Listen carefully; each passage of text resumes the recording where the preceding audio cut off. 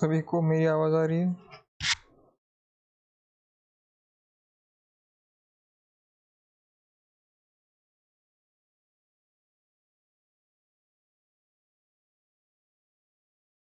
प्रणाम प्रणाम सभी को। सुरभि जी,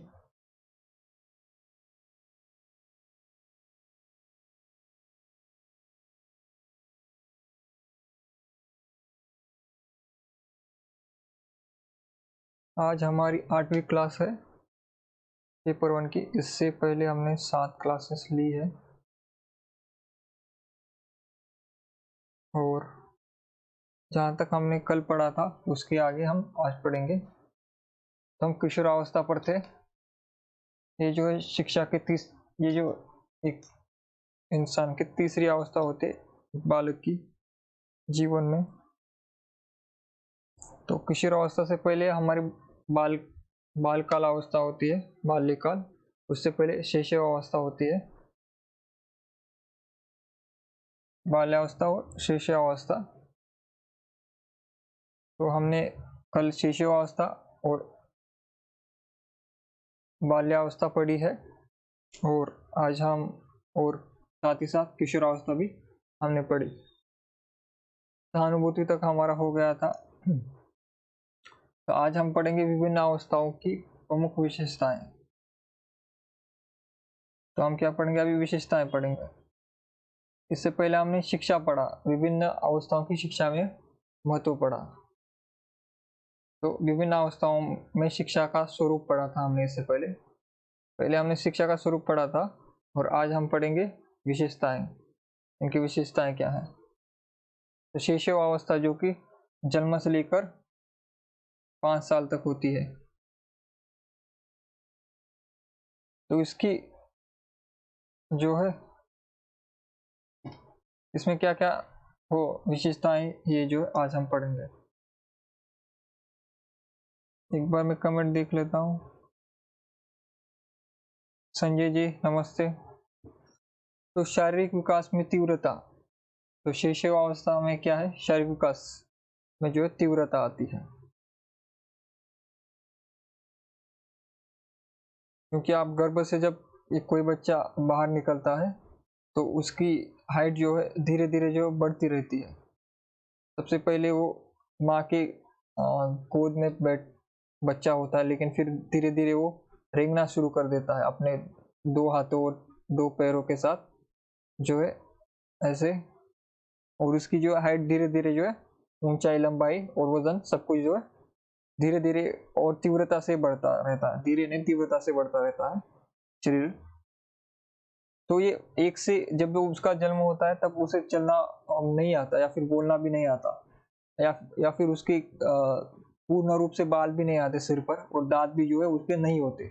लेकिन 5 वर्ष की अवस्था तक उसके लगभग जो मुख्य दांत है सामने वाले वो आ जाते हैं। उसके साथ साथ उसके पूरे बाल भी उसके सिर पर आ जाते हैं और वो चलना फिरना उसे आना शुरू हो जाता है और वो लगभग भाषा भी सीख लेता है, अपनी मातृभाषा बोलना। तो ये शारीरिक विकास में जो है तीव्रता आती है। ये इस प्रकार से जो है बदलाव आपको दिखाई देता है। लेकिन वो अपरिपक्वता होती है उसमें। परिपक्वता किसमें? शारीरिक अपरिपक्वता होती है। जैसे कि 5 साल का बच्चा जो शरीर से पूर्ण रूप से मजबूत नहीं होता, परिपक्व भी नहीं होता। उसमें जो है सारे जो गुण मानव के भीतर जो होते वो सारे नहीं आए होते। वो एक प्रकार से जो है अपरिपक्व होता है। उसकी बुद्धि भी होती है अपरिपक्व और शरीर भी, दोनों भी क्या होता है शैशवावस्था में अपरिपक्वता उसमें होती है। और फिर परनिर्भरता, एक होता है आत्मनिर्भर और दूसरा आता है परनिर्भरता, यानी कि दूसरे पर निर्भर। दूसरे पर यानी किस पर?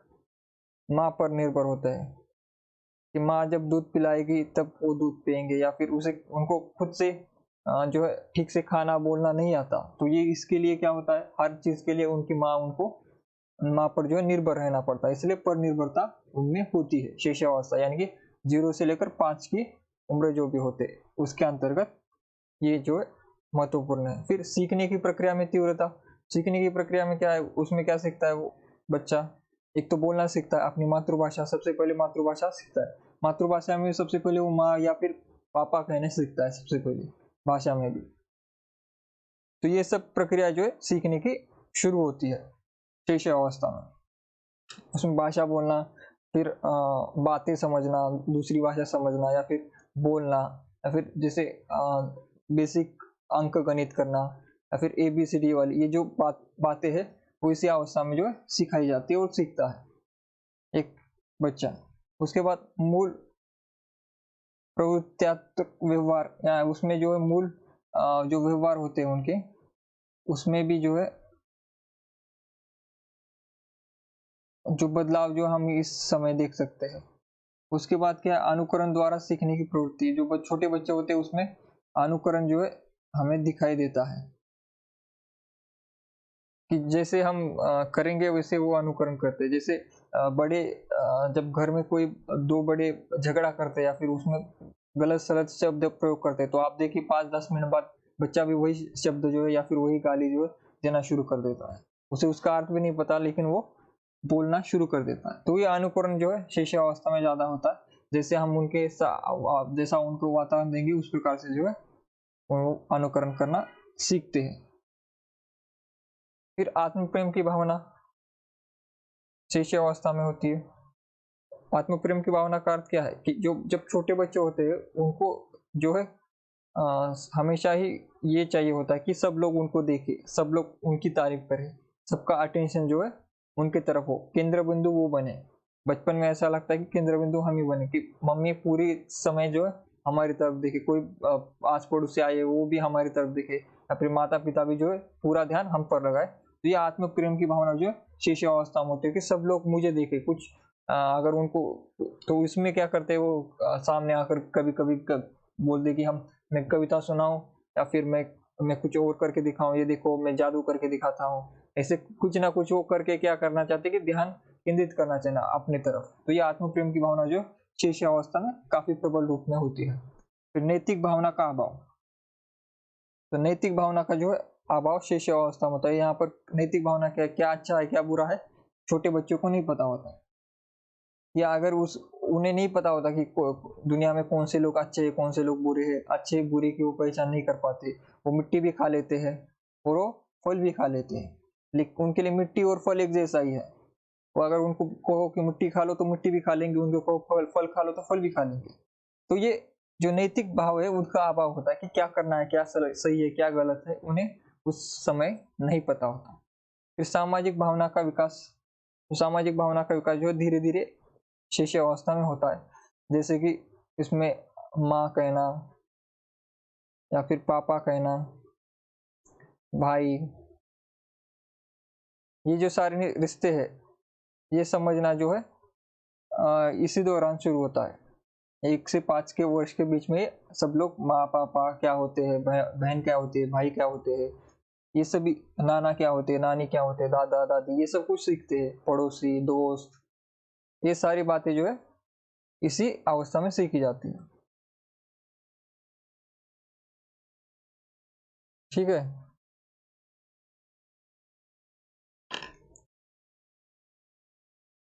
फिर प्रत्यक्ष अनुभव द्वारा सीखना, तो छोटे बच्चों को अनुभव द्वारा सिखाया जाता है, वो ऐसे नहीं सीखते।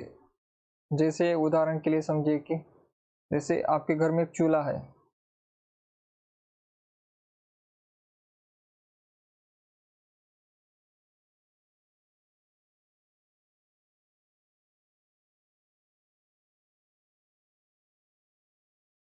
आपके घर में एक चूल्हा है और आपका जो है छोटा सा बेबी है, जो कि उसे लाख समझाओ लेकिन वो जो है मानता नहीं, वो चूल्हे के पास चला जाता है जहाँ पर चूल्हा चालू होता है, तो उसमें आग भी रहती है, तो वो मानता नहीं है। लेकिन जब एक दिन जब उसे उसका हाथ जब जो है आग में चला जाएगा वहां पर चूल्हे पर और उसे जख्म हो जाएगी, तो वो क्या है, उसका अनुभव होगा।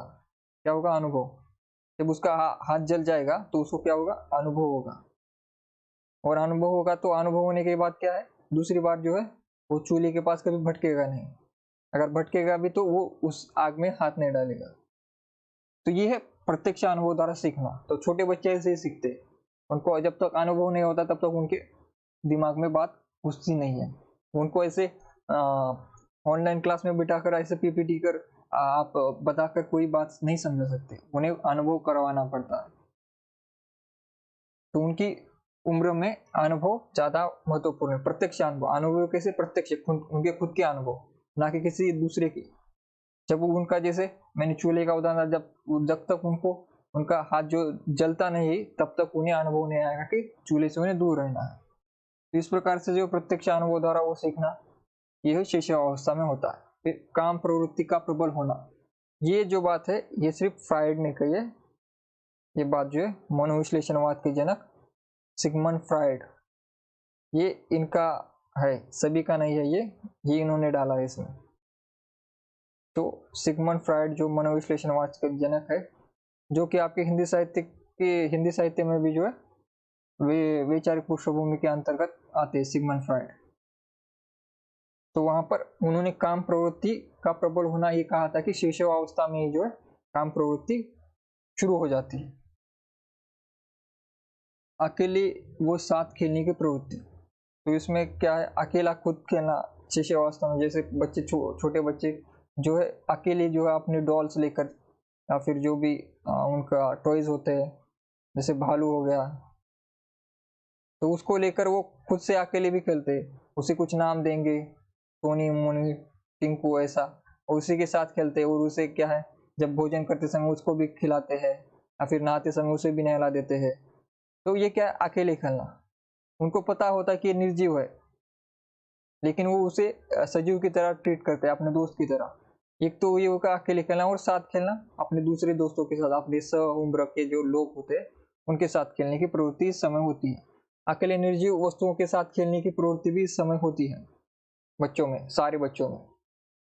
ये वो किसी खिलौने के साथ खेलेंगे, जिनके पास खिलौने नहीं होते वो किसी भी जैसे मिट्टी के खिलौने बना देंगे, मिट्टी से जो है खिलौने बना देंगे जिनके पास खिलौने नहीं होते। लेकिन आजकल सभी के पास जो प्लास्टिक के खिलौने आ गए हैं, तो बच्चे मिट्टी में नहीं खेलते, जिससे उनका शारीरिक विकास भी ठीक से नहीं होता।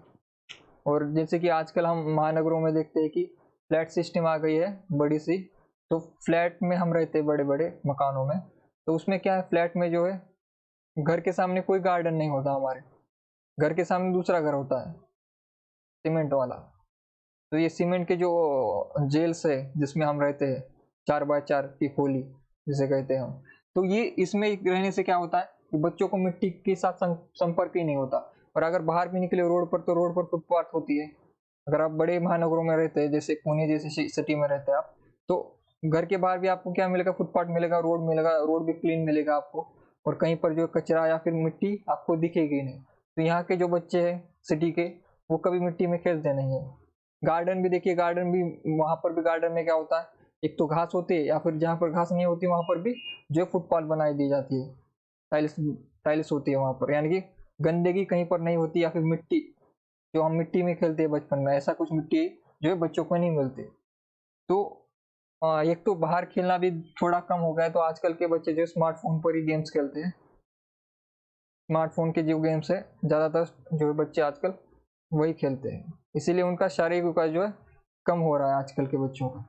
और छोटे बच्चों में भी जो है हार्ट अटैक की प्रॉब्लम, या फिर तनाव, छोटे बच्चों को भी तनाव है आजकल। उनकी भी जो है बड़ी बड़ी एग्जाम होते हैं, नेशनल लेवल के एग्जाम होते हैं, चौथी कक्षा में, तीसरी कक्षा में भी जो है नेशनल एग्जाम होते हैं। जैसे हमारे नेट के एग्जाम है, वैसे ही छोटे बच्चों के लिए भी जो है स्पर्धा परीक्षा नाम से बहुत से एग्जाम्स होते हैं नेशनल लेवल के। तो उसमें उनको पार्टिसिपेट करना पड़ता है, उसके लिए घर में प्रेशर होता है कि तुमको पास होना है, तुमको केवल पास नहीं होना, तुमको इंडिया में टॉप करना है।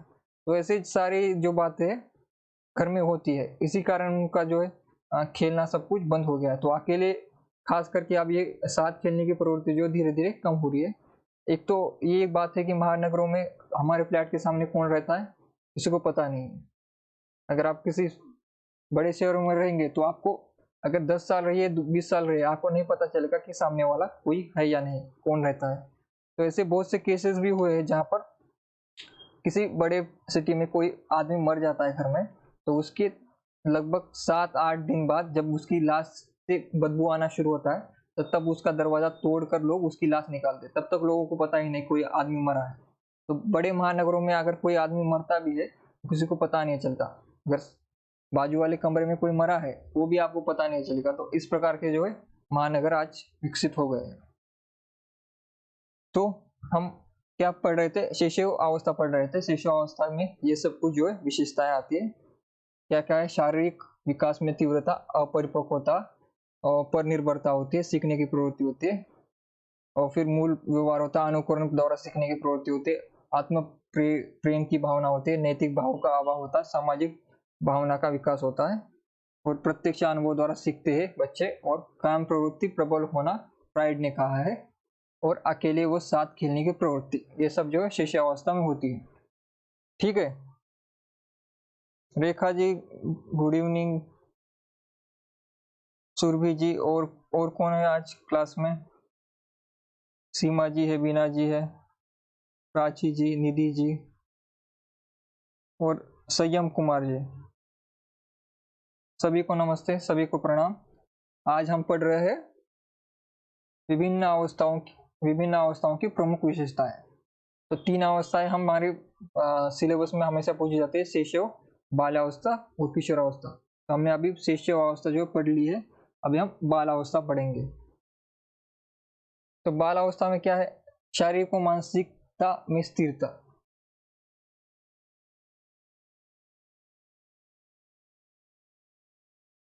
तो हमने ये चार्ट यहाँ पर देखा ही है, बालावस्था और किशोरावस्था का। आपको मैं दिखा देता हूँ, ये चार्ट है हमारा, इसे आपको याद करना है। हमारे 3 अवस्था हमारे लिए इम्पोर्टेंट है। थोड़ा अवस्था इतनी इम्पोर्टेंट नहीं है परीक्षा की दृष्टि से भी, और किसी भी दृष्टि से उतना विचार नहीं किया जाता इस पर, क्योंकि शिक्षा में इन 3 अवस्था का महत्वपूर्ण योगदान है। तो हम बालावस्था पढ़ रहे हैं, जिसकी उम्र क्या होती है? 6 से 12। लड़कियों में 6 से 10 होती है, लड़कियों में 2 साल कम होती है। ठीक है,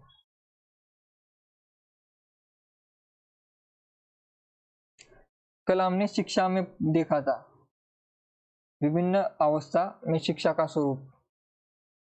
कल शिक्षा का स्वरूप देखा था, और आज क्या देख रहे हैं हम? आज विशेषताएं देखेंगे उनकी, बालावस्था की। तो यहाँ पर बालावस्था, जिसकी उम्र होती है 6 से 12 वर्ष, और शैशव की क्या होती है? 0 से या फिर 1 से 5। इसमें क्या है? शारीरिक व मानसिकता में स्थिरता। तो बालावस्था में क्या है? एक स्थिरता आ जाती है बच्चे में। कौन सी वाली स्थिरता आती है? जैसे हम छोटे बच्चे होते हैं, जब 1 से 5 की उम्र में, तब हमारे लिए सब कुछ नया होता, हम एक कोरे कागज होते, हमने दुनिया में कुछ नहीं देखा होता।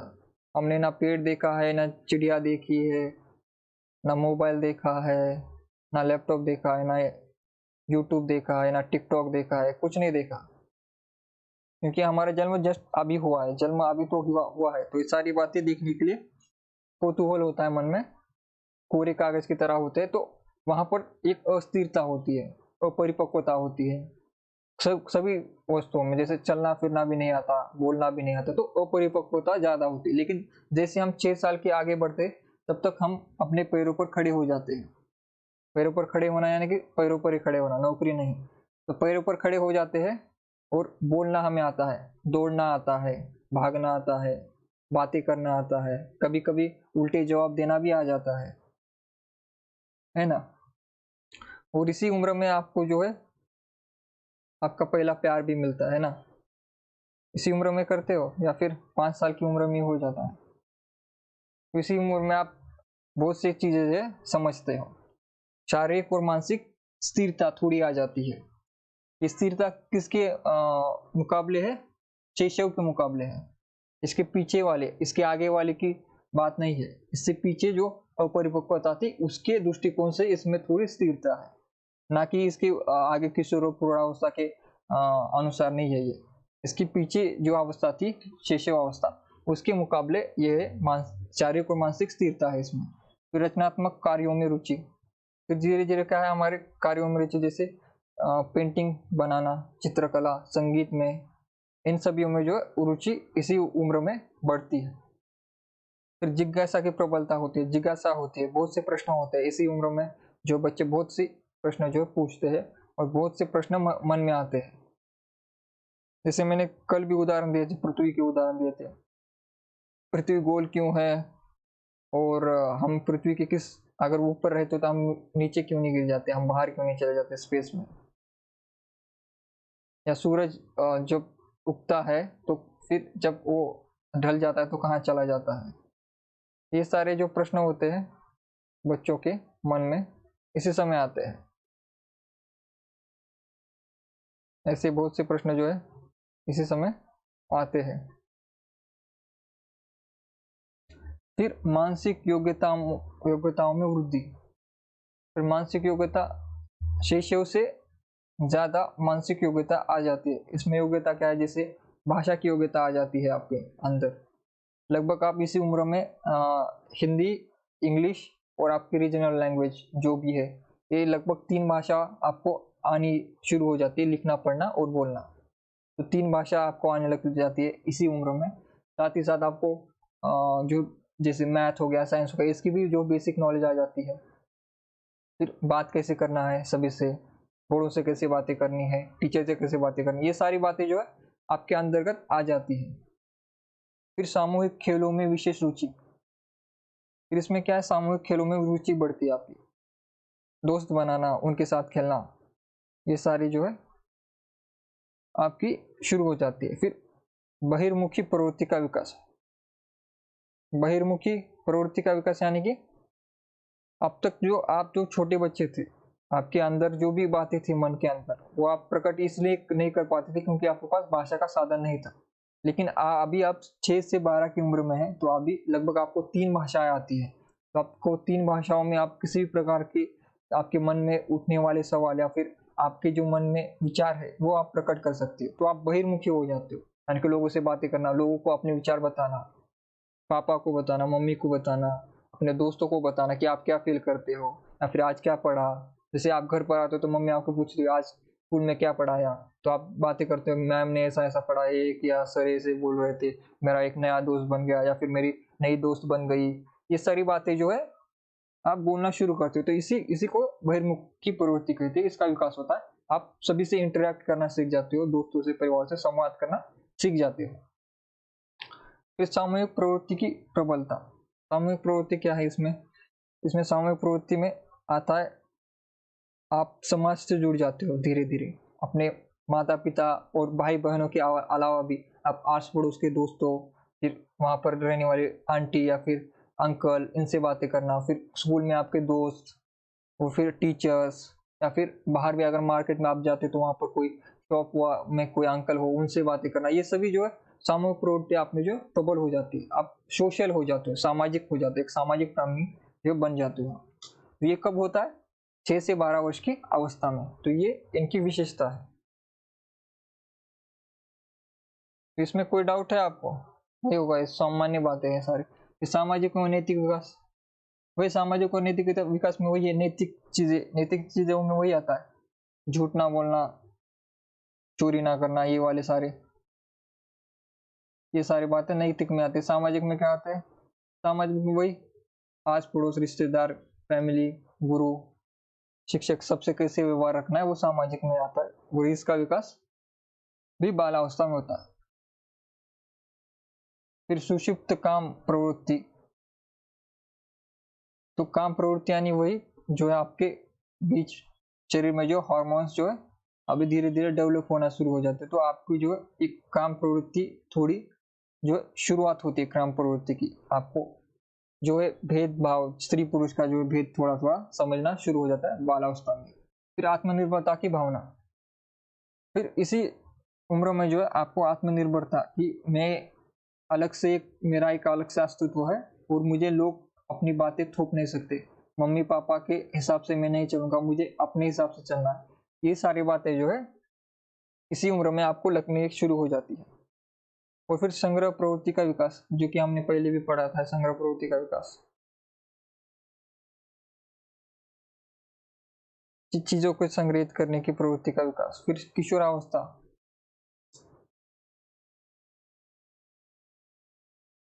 किशोरावस्था आ गई तो इसकी उम्र क्या होती है, किशोरावस्था की उम्र इसकी बाद की होती है। जैसे 12 खत्म होने के बाद तो किशोरावस्था की उम्र जो है 13 से लगभग 18 वर्ष की होती है। किशोरावस्था। इसमें शारीरिक परिवर्तन जो है पूर्ण रूप से शारीरिक परिवर्तन होता है और आपका जो शरीर जो है लगभग पूरा उसका विकास हो जाता है। बाह्य शरीर अभिवृद्धि जिसे हम कहते हैं लगभग 18 साल तक आपकी हो जाती है ठीक ठाक।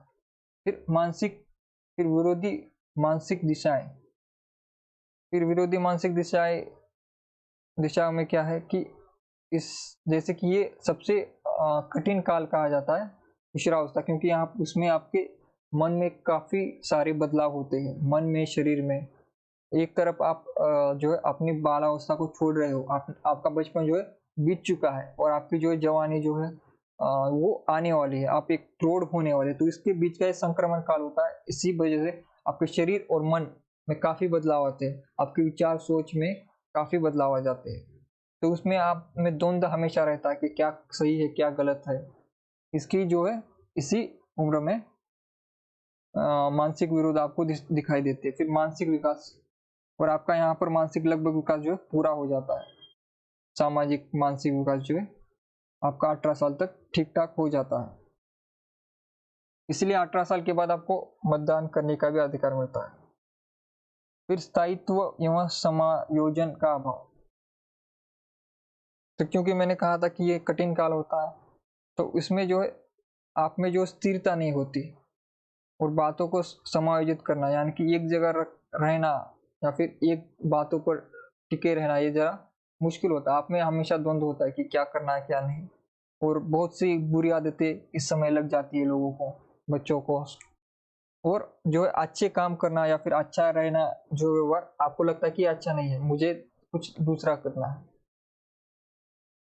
मुझे अपने मन से रहना है, मुझे माता पिता की बातें नहीं सुननी, मुझे लगता है कि वो मेरे दुश्मन है। ऐसी सारी बातें जो है इसी उम्र में आपके मन में आती है। इसके लिए जो आगे का जो उपन्यास है शेखर एक जोनी, उसमें इसे काफी अच्छे से समझाया गया है। तो वो किशोर अवस्था में होता है जो शेखर एक जोनी जिसने पढ़ा होगा तो ये इन सारी बातों को जो है ठीक से समझेगा। कि जैसे शेखर अपने पिता से माता से नफरत करने लग जाता है, उसे वो पसंद ही नहीं होते, उसे सारे लोगों से नफरत होती है, बस उसकी जो बहन होती है या फिर उसके जो दोस्त होते हैं उनके साथ ही उसका लगाव होता है। और वो अपने घर में उल्टा सुल्टा बोलना या फिर जो है सबके साथ अलग से व्यवहार रखना, अकेला एकांत में रहना, ये सारी बातें जो उस समय होती है शेखर में। तो ये शेखर भी वही मनोवैज्ञानिक पद्धति से, मनोविश्लेषणवादी पद्धति से लिखा हुआ उपन्यास है। तो उसमें भी किशोरावस्था की जो हमारे बदलाव है वो दिखाया, जैसे उसका सभी जो भी उसकी जो भी फ्रेंड्स होती है या फिर उसकी बहन होती है, सभी की तरफ उसका आकर्षण बढ़ जाता है। तो किशोरावस्था में ये सारे आकर्षण जो है ये भी बढ़ते हैं। तो संवेगात्मक जीवन यानी कि इमोशंस, या इसमें जो इस उम्र में जो हमारे इमोशन काफी प्रबल होते हैं, इतने ज्यादा प्रबल कि जैसे कि अगर आप इस उम्र में प्रेम में हो, तो अगर आपकी प्रेमिका कहे कि जाओ कूद जाओ, तो आप सच में कूद भी सकती हो। ट्रेन से कूद जाओ तो ट्रेन से भी कूद जाओगे आप इस समय। तो इतने संवेगात्मक जीवन जो है उसमें प्रबलता काफी ज्यादा होती है, इमोशनल आप ज्यादा हो जाते हो, किसी से इमोशनली अटैच ज्यादा हो जाते हो। कि अगर कोई एक व्यक्ति आपके अगर जीवन से चला जाए तो आपको लगता है कि जैसे जीवन खत्म हो गया। किशोरावस्था में ये भावनाएं थोड़ी ज्यादा होती है, क्रोध जल्दी आता है, प्रेम भी जल्दी आ जाता है। प्रेम, क्रोध, ये सारी जो भावना है, ईर्ष्या की, ये सारी भावना जो आपकी एकदम जल्दी आ जाती है, आप जल्दी से बोल देते हो।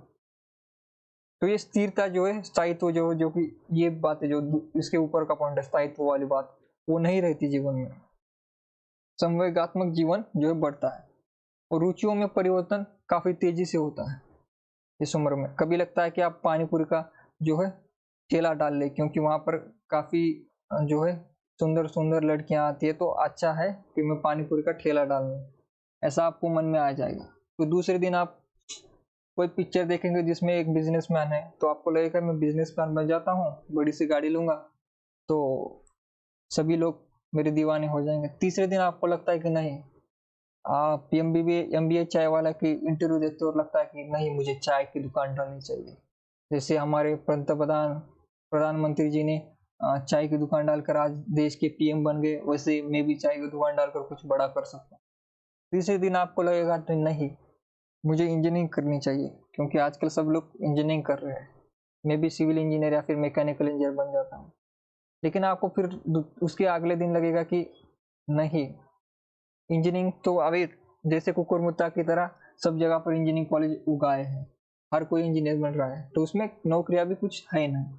तो मैं क्या करता हूँ, मेडिकल में चला जाता हूँ, डॉक्टर बन जाऊंगा, तो क्या पैसा गाड़ी सब कुछ हो जाएगा, दहेज बहुत बड़ा मिलेगा, 1 आध करोड़ तो दहेज मिल ही जाएगा आराम से, तो एमबीबीएस कर लेता है, ऐसा आपको लगता है। तीसरे दिन उसके अगले दिन लगेगा कि नहीं, इन सब में कुछ मजा नहीं है, चलो हम कुछ अलग करेंगे, जैसे रील्स बनाकर जो है रील स्टार बन जाएंगे इंस्टाग्राम पर।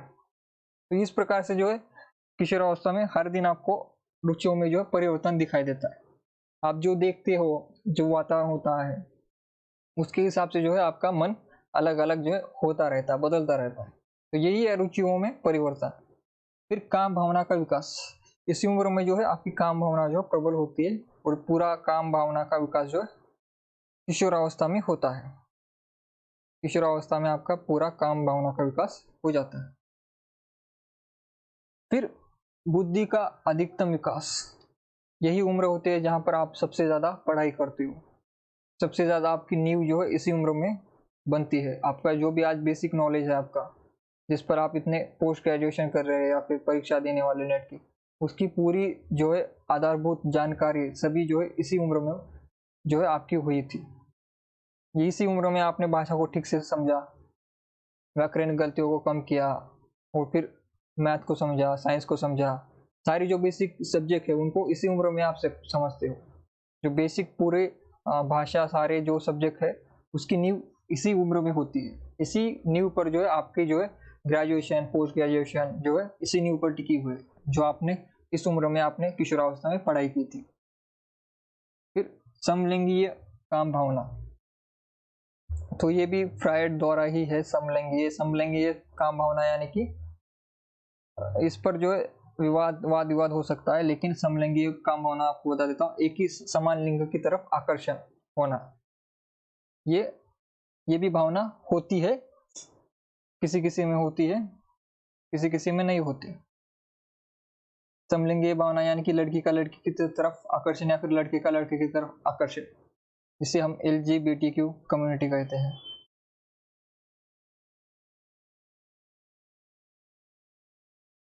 Q+। फिर आत्म प्रेम वही है, सेल्फ लव, उसे प्यार करना। इसमें अहं की भावना भी आती है, ईगो भी आता है इसमें, और इसमें क्या होता है, आत्मसम्मान, ये सारी बातें जो आत्म प्रेम के अंतर्गत आती है। फिर निर्भरता व अधीनता की प्रवृत्ति। तो निर्भरता और अधीनता की प्रवृत्ति क्या है इसमें, निर्भर आप इस उम्र में जो है अपने माता पिता पर निर्भर होते हैं, क्योंकि आर्थिक उपार्जन जो है आपका नहीं होता, आप कमाते तो कुछ नहीं हो इस उम्र में, तो आपकी निर्भरता और अधीनता होती है माता पिता पर। इसी कारण से जो है वो जिस फैकल्टी में आपको डाली उसी फैकल्टी में आपको जाना पड़ता है, भले ही आपको आर्ट्स लेना हो, लेकिन आपके पापा ने बोला कि आपको साइंस लेना है, तो उनके कहने के कारण, क्योंकि आप उन पर निर्भर हो, इसी कारण से आपको जो है वो जो है साइंस लेना पड़ता है। तो यही निर्भरता और अधीनता की प्रवृत्ति इस समय होती है। और फिर परमार्थ का बाहुल्य, समाज सेवा की भावना और आत्मसम्मान की भावना।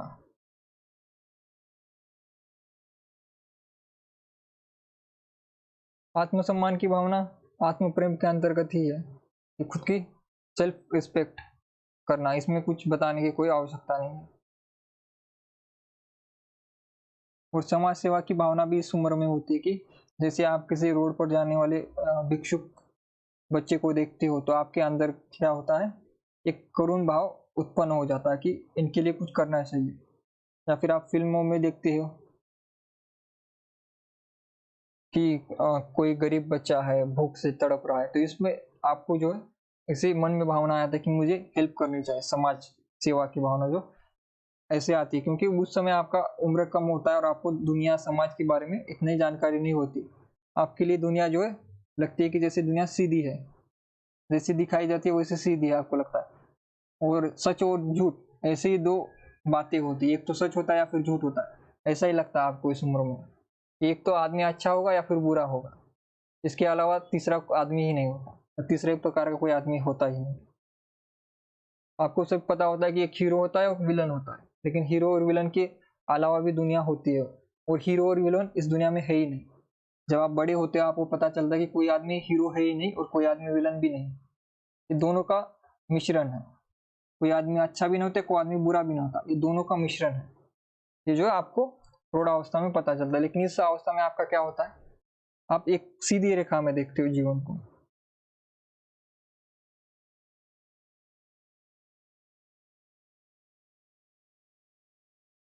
ठीक है, तो ये समाज सेवा की भावना जो है इसमें होती है। और फिर परमार्थ की बाहुल्यता, परमार्थ यानी कि सत्य, या फिर ऐसा जो कि भलाई या फिर ऐश्वर्य को उसके संबंध में, यानी कि अच्छे से संबंध में परमार्थ का अर्थ लिया जाता है, उसकी बाहुल्यता होना। यानी कि आपको लगता है कि दुनिया में अच्छा ही होनी चाहिए, और दुनिया क्या है, जैसे एक गोल मटोल वाली बातें आपको लगती है कि मैं अच्छा हूँ और मेरे माता पिता भी अच्छे हैं, मेरे दोस्त अच्छे हैं, और दुनिया में कुछ लोग बुरे हैं जो कि हमको परेशान करते हैं। लेकिन उनके आपकी जो आपको लगते हैं बुरे, वो बुरों को लगता है कि आप बुरे हो। हमें दुनिया में लगता है कि हम ही सबसे अच्छे हैं, लेकिन हमारे लिए हम अच्छे होते हैं, लेकिन किसी के लिए हम विलन होते हैं, किसी दूसरे के लिए हम विलन होते हैं और उसके लिए वो खुद हीरो होता है। तो ये दुनिया में जो बुरे लोग हम कहते हैं, वो बुरे लोग हम ही होते हैं। कोई दूसरा व्यक्ति हमको बुरा कहता है, हम किसी दूसरे व्यक्ति को बुरे कहते हैं। तो ये बातें जो है इस समय में हमें पता नहीं होती, तो हम सीधी सीधी बातें सोचते हैं। फिर समूह प्रवृत्ति का विकास, जो कि मैंने बताया था पहले भी, वही ग्रुप, दोस्त, मित्र, व्यवहार।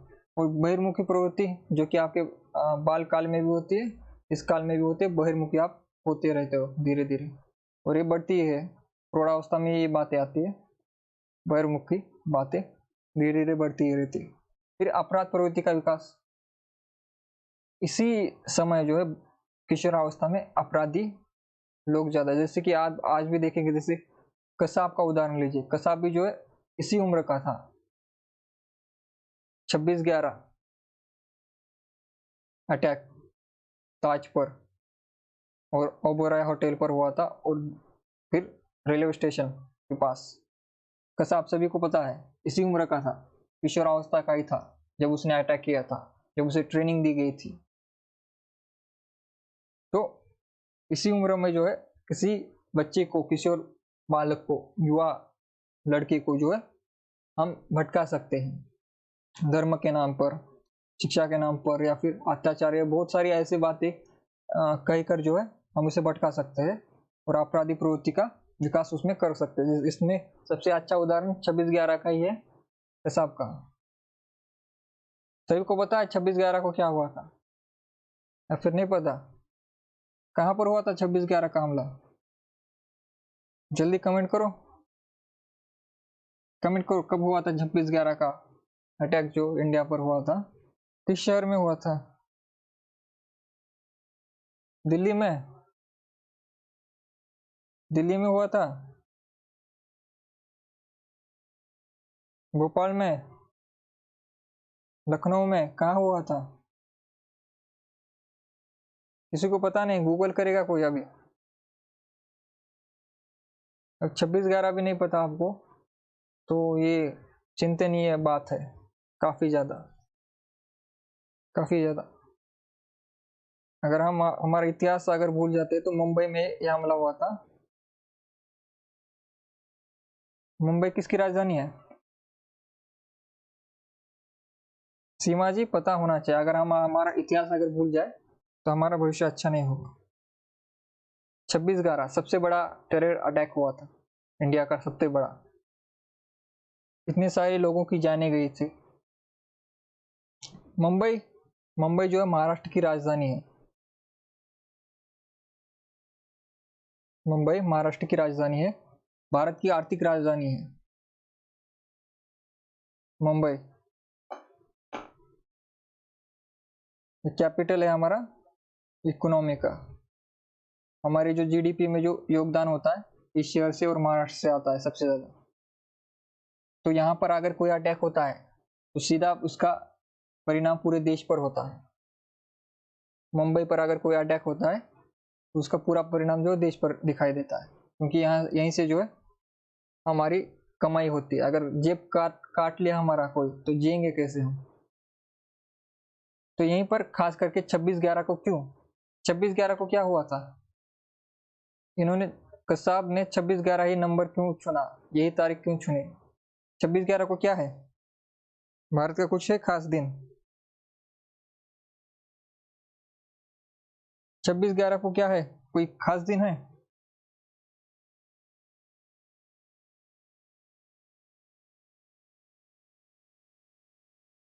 26/11 किसी को पता है क्यों, क्या है दिन इस 26/11 को क्या होता है।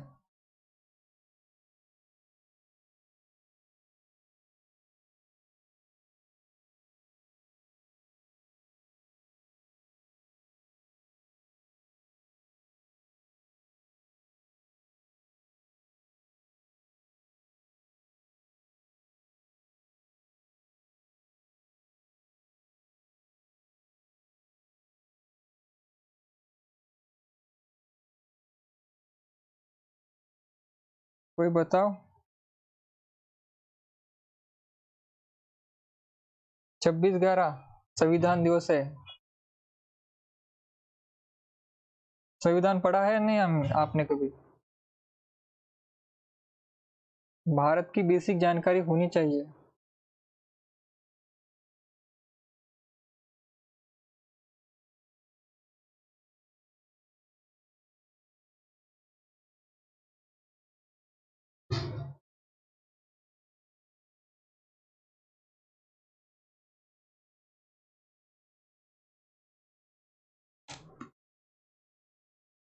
देखिए मैं आपको एक फोटो दिखाता हूँ।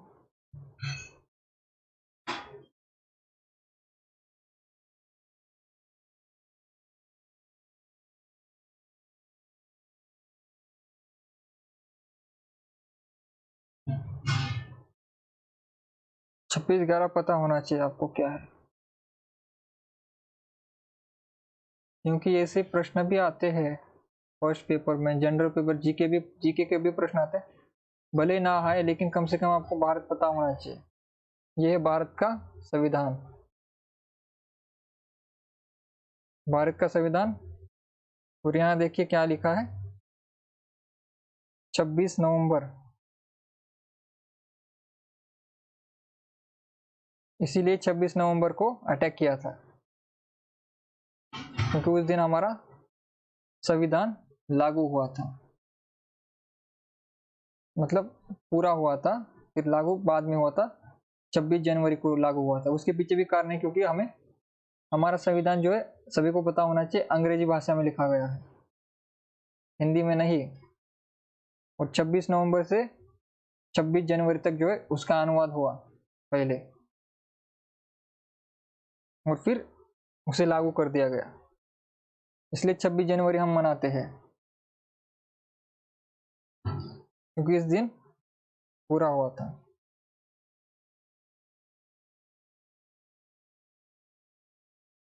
तो इस दिन सभा में कहा गया था, जो हमारा अंग्रेजी में पूरा हो गया था 26 जनवरी को, 26 नवंबर को सॉरी।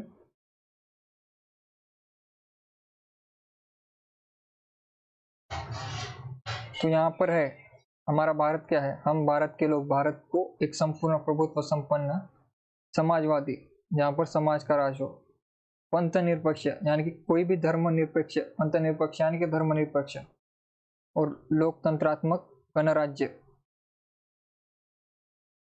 बनाने के लिए तथा उसके समस्त नागरिकों को सामाजिक, आर्थिक और राजनीतिक न्याय, विचार, अभिव्यक्ति, विश्वास, धर्म और उपासना का स्वतंत्र। इसलिए हम कोई भी धर्म की उपासना भारत में कर सकते हैं। हमारे उद्देश्य, यह उद्देशिका आपको याद होनी चाहिए। और भारत का ऑफिशियल नाम क्या है ये भी आपको याद रहना चाहिए। कोई बताएगा इंडिया का ऑफिशियल नेम क्या है। भारत के दो नाम हैं ऑफिशियली।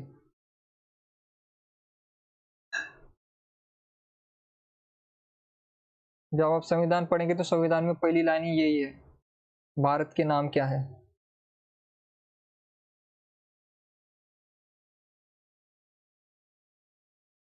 ठीक है, भारत के नाम, एक तो भारत है, दूसरा इंडिया है, दोनों ही नाम इंडिया के ऑफिशियल नेम है।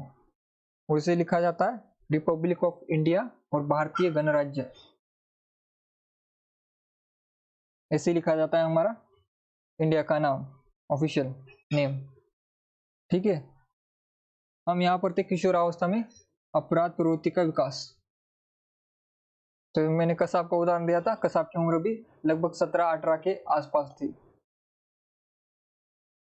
और लोग जो है उसे 17 करना चाहते थे, जिसे बड़ा काम है 18 साबित करते हैं कि इसका 18 है, जिससे इसे फांसी दी जा सके, वरना अगर उसकी उम्र 17 हो जाती तो उसको फांसी देना मुश्किल हो जाता।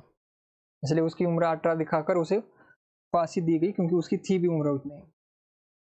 कुछ बाहरी तत्व इसकी उम्र कम करना चाहते थे, लेकिन अंततः उसे फांसी भी मिल गई। तो अपराधी प्रवृत्ति का विकास किस समय होता है? किशोरावस्था में। फिर व्यवसाय चुनने की चिंता भी इसी उम्र में होती है, क्योंकि जब आप 18 के होते तब आप ग्रेजुएशन में आ जाते, बीए फर्स्ट ईयर, या फिर एमबीबीएस का, या फिर बीई का यानी कि बैचलर ऑफ इंजीनियरिंग, या फिर एमबीबीएस। इन सभी की जो है कब होती है? 18 साल के साथ ही ग्रेजुएशन शुरू होता है लगभग सभी का, 18 साल पर। तो किशोरावस्था वहीं पर खत्म होती है, तो तभी आपको निर्णय लेना होता है 18 से पहले, 17 पर ही या फिर 16 पर, जब आप 10वीं पास कर लेते हो। तो उम्र 16 की उम्र होती है, जिससे आप डिसाइड करते हो कि आपको कौन से किस शाखा में जाना है, विज्ञान में जाना है, कला में जाना है, या फिर वाणिज्य में जाना है। 16 पर। फिर 18 पर आप चॉइस करते हैं कि आपको किसकी कौन सी जॉब लेनी है, यानी कि आपको अगर इंजीनियर बनना तो इंजीनियरिंग करेंगे, मेडिकल में डॉक्टर बनना है तो एमबीबीएस करेंगे। तो ये सारे निर्णय जो है इसी किशोरावस्था में लिए जाते हैं। फिर व्यवसाय चुनने की चिंता भी इसी अवस्था में होती है, जिसमें आपके सहयोग में होते हैं आपके पालक, आपके पेरेंट्स, जो कि आपको सलाह देते हैं, आपके मित्र, आपके गुरु, और आपके माता पिता के दोस्त भाई, जो इसमें चुनाव में आपकी सहायता करते हैं। कभी कभी उनके मन मुताबिक भी आप जो है अपना व्यवसाय चुन लेते हो, बाद में पछताते हो। ये भी सारी बातें इसी में आती हैं।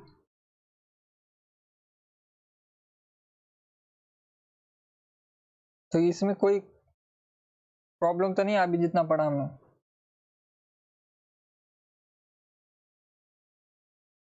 किसी को कोई दिक्कत है इसमें?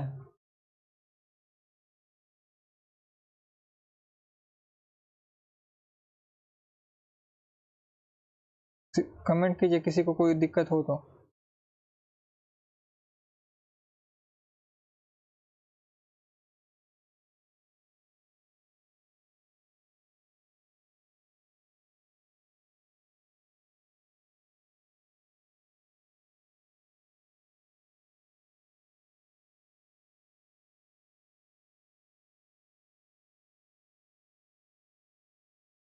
तो हम अभी अभिवृद्धि व विकास के सिद्धांत पढ़ेंगे।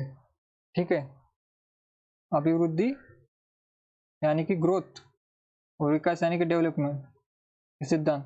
अभिवृद्धि यानी कि बाह्य विकास, शरीर के बाहर का, जिसमें ऊंचाई बढ़ना और वजन बढ़ना, ये जो बातें आती है अभिवृद्धि में। विकास में क्या आता है?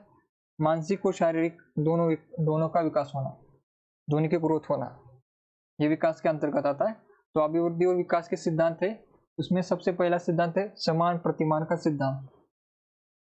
एडरल जो है इसने दिया था, एडलर जो है इसने समान प्रतिमान का सिद्धांत दिया था। इस सिद्धांत का अर्थ ये है, इस सिद्धांत में ये बताया गया है कि दुनिया भर की जो भी जातियां हैं, यहाँ पर जाति का अर्थ कास्ट नहीं, हिंदू मुस्लिम में जो कास्ट होती है वो कास्ट नहीं, जातियां यानी कि जैसे मनुष्य जाति, या फिर बिल्ली की अलग जाति हो गई, या फिर कुत्ते की अलग हो गई, या फिर दुनिया में जितने चिड़िया की अलग जाति होती है, या फिर पेड़ पौधों की अलग जाति होती है, तो वो वाली जाति की बात हो रही है यहाँ पर। तो दुनिया की जितनी भी जातियां होती है, उन सभी जातियों में अपनी जाति के अनुसार ही जो है विकास होता है, उसमें जो भी बालक होते हैं उनके। जैसे एक इंसानी बच्चा है, तो इंसानी बच्चे के एक जैसे ही विकास होंगे, ये उसकी लगभग 0 से 5 की उम्र में जो है वो भाषा सीखेगा, और फिर 6 से 12 की उम्र तक वो जो है भाषा सीखकर वो जो किशोरावस्था में चला जाएगा, फिर वो वहाँ पर थोड़ा वो सबसे बहिर्मुखी हो जाएगा, जो कि हमने सब कुछ पढ़ा। फिर जो इस 13 से 18 में जो है उसमें काम प्रवृत्ति ये सब कुछ जागेगी, ये सब कुछ जो है सभी में समान रूप से होता है। दुनिया का कोई भी लड़का लीजिए, उसमें यही क्रम आपको दिखेगा। तो ये समानता का प्रतिमान है कि दुनिया की हर जाति में जो भी यानी कि मनुष्य जाति में एक जैसा और बाकियों में भी एक जैसा होना,